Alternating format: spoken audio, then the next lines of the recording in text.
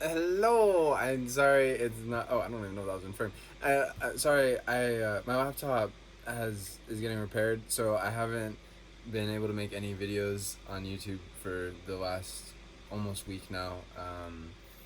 Yeah, and this sound is probably not going to be great too. But anyways, I just got it all right too, and then that happened. But it's cool. It's cool. It's all good. These things happen.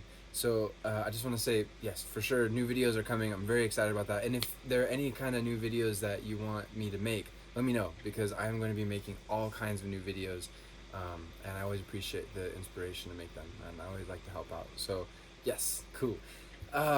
This transit that we're going through right now, well, of course, there's a lot of transits as always, but Mars and Pisces being conjunct Neptune is a hell of a transit, especially I think with Sun and Venus both being in Gemini and Venus being retrograde. I've noticed that in particular males, we have been going through some really challenging times. Being that Mars is our one of our ruling planets, there's actually a lot of truth to that saying that men are from Mars, women are from Venus. Uh, Women are from Venus, men are from Mars. However, whatever the order is, um, and it's been unfortunate, but it's just it is what it is. It's good to look at these things never with a fatalistic or a victim mindset. It's learning, we're growing. It is what it is. So, but I think the challenge with this for everybody, we're all experiencing this, even though it seems to be hitting men especially hard. And then we'll talk about something that's a bit challenging for women in particular, but again, something that we're all experiencing with Venus. But with Mars and Pisces being directly conjunct Neptune, they're 2 degrees apart right now, and we're actually moving away from the direct conjunction. There's a lot of confusion, again, for everybody, but in particular for men, about anger, what we can do, what we can't do, what we should do. There's lots to unpack here. First things first, when it comes to the anger part, we need to be very clear with ourselves where our anger is coming from. This is a wonderful time to project and be really bothered by something consciously and or subconsciously, especially subconsciously. By this over here, object A, situation A, challenge A, frustration A, and then little tiny little challenge B comes around, situation B, and then we go, cool. Completely inappropriate, not helpful, makes everything worse, leads to damaged relationships, hurt feelings, miscommunications, and I think that's a good segue. That's part of what's going on with the Venus in Gemini and the Sun in Gemini is there's a lot of just I'm born in Gemini. I have Mercury Gemini, so I'm used to this, but for the entire world, again, we experience the transits the same. Even if we're experiencing the different houses and whatnot, we experience the same transits. And so, I see a lot of people who are kind of fidgety with this energy. And again, I get it. I was born with it. But it can be a little bit challenging. Especially with this square that we have of Mars and Neptune and Pisces.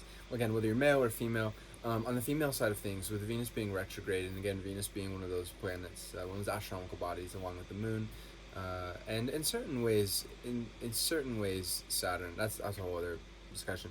But those are some of those stereotypical feminine energies, astronomical bodies, influences. So for it to be retrograde, we've had the retrograde on for quite a while now. We're actually nearing the end of it. I think it's June 25th, something like that, end of June, that this retrograde is wrapping up. I think it started like May 13th, 15th, somewhere in there. So we've been dealing with this for a while, and we've been dealing with Mars and Pisces for about the last month too, but it's just reached its peak, and so I see it a lot, I feel it a lot. I've experienced it microcosmically, and also I'm seeing it macrocosmically in the world. Not to generalize. There's also a lot of valid anger here. So I think that's what's part of what kind of digression. That's part of the challenge is anger is not a bad thing, and it doesn't just because you're feeling angry that does not mean it's invalid at all. So definitely don't mean to generalize here. It's what we do with the anger that makes that anger flow in a good, healthy, righteous, productive way, or stagnate, coagulate, swamp, make more problems, form a tsunami to go destroy things. It's like that's not helpful. So again, first we need to clarify. We really need to understand, why am I upset? We need to be able to communicate. We need to be able to get through things. And again, going back into the Gemini part of things, especially before we say anything to anybody, especially in anger, we need to understand why we're angry, what needs to be said, what doesn't need to be said, and what basically just the proportion. I think that's the most vague thing and the hardest thing right now for all of us is what is an appropriate proportionate response to situation A, and only focusing on situation A. And we need to be very gentle with ourselves too. During this time, there's so much, again, very valid anger in the world right now, and restlessness, from racism and police brutality, as well as from the trauma, the collective trauma that we've gone through and are still going through with Corona. Even though it seems, and again, I'm not a health official, it's always good to listen to your health officials and see what they're saying, but it seems like things are kind of chilling out with the Corona stuff. It seems to me, anyways. I can only speak for myself. But still, there's so much. I think, in general, 2020 is I've been saying this a lot. I've been saying this even before 2020 started. I didn't realize exactly how right I was in a sense, but also I didn't realize a dimension to it. I knew that 2020 was going to be a building up year. Jupiter and Saturn are in Capricorn this year. Saturn has been in Aquarius, but it's retrograding back in Capricorn. For the vast majority of 2020, it's in Capricorn. This is, especially actually for the last 6 months, from July to December, we have both Jupiter and Saturn, and in Capricorn. And that is a really phenomenal time of setting the foundation, making very clear what our goals are, what we need to get done, what our work is, what we need to accomplish, what we need to clean up. And again, I didn't realize that it was going to include a global pandemic to get the world to be a little bit more communicative and to understand, for all of us, to evolve this mindset of, oh, it doesn't matter if something happens in this part of the world.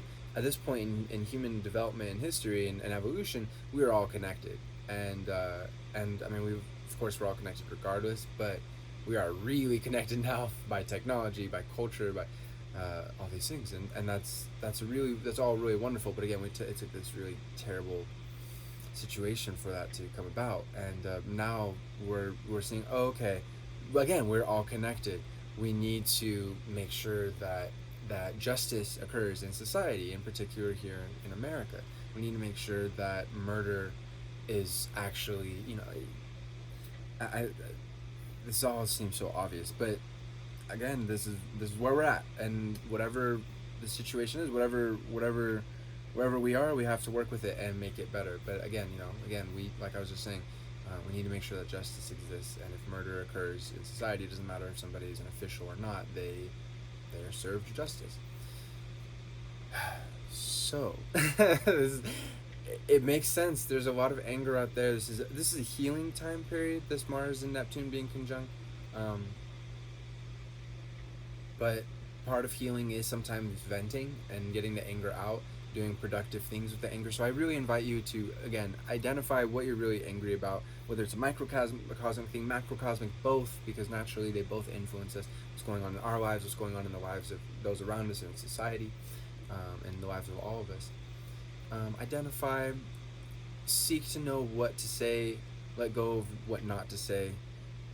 Once you reach the limit of helpful, useful, positive discourse, and again, positive discourse doesn't necessarily mean all happy and smiles. No, there's again a lot of righteous anger, but resist the urge to go, and I'll stab you back emotionally. That's where we gotta halt the chain of pain and strain, and not give somebody else the righteous cause of anger. I think that's plenty for today. Infinite love to you, my friends. Namaste. As always, I'm doing readings. Feel free to get in contact with me. Bye.